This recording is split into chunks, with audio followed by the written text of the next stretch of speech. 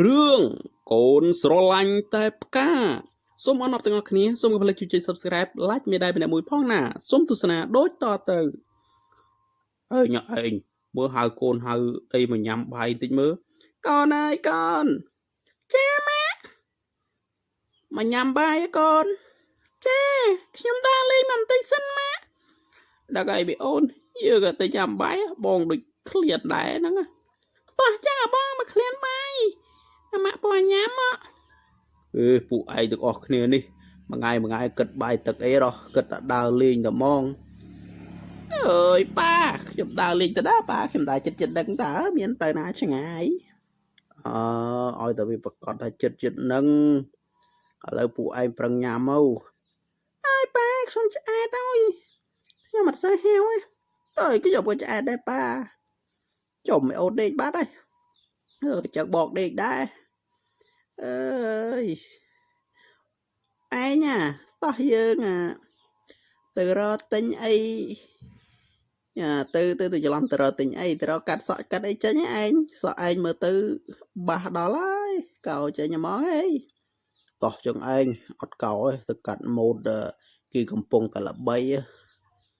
ម៉ូតអីឯងម៉ូតតៅមីងស៊ឺម៉ូតតៅមីងស៊ឺឯណាទៀតហើយតោះចឹងឯងមើលកូនយើងដាំពេញផ្លូវហ្មងរកតឡានចូលទុកអីមិនបានសោះជាងអៀតតែពេញហ្នឹងហ្មងអាកូននេះស្រឡាញ់ផ្កាស្រឡាញ់មែនតែនហ្មងហើយហ្នឹងហើយឯងតោះចឹងអូនឡើងឡានមកបងទៅរកកាត់សក់កាត់អីចេញចឹងណាអូជិះមីនាងប្រយ័ត្នពូអាយ៉ែប៉ះតោះឥឡូវដល់ហើយហេឡូចៅអើយកាត់សក់មួយមើលម៉ូតតៅមីងស៊ឺអត់មានម៉ូតហ្នឹងទេពូសក់ពូឯងខ្លីពេកម៉ូតតៅមីងស៊ឺគេសក់វែងណា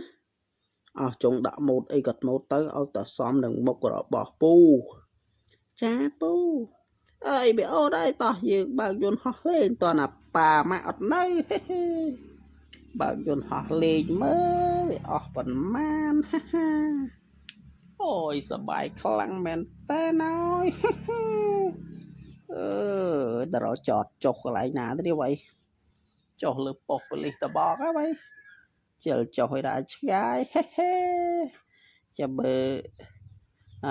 ក៏ចុះមកចោប៉ូលីសរករឿងអត់ទេចាំបើចុះសាកបើសិនតិច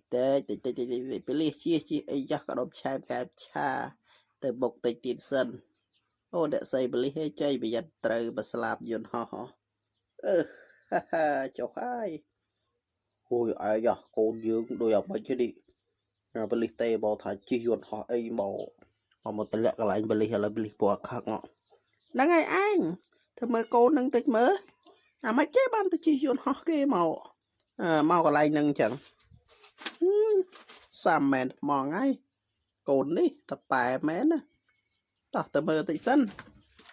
អូជមើលកូនហ្នឹងបដៅវាបន្តិចមិនបានទេបើវាដើរគោគេវាលេងថែតបកានេះទៅវាទៅជិះយន្តហោះជិះអីឯណានៅការងារវាអីបាទវាទៅប្រឹងហេអូន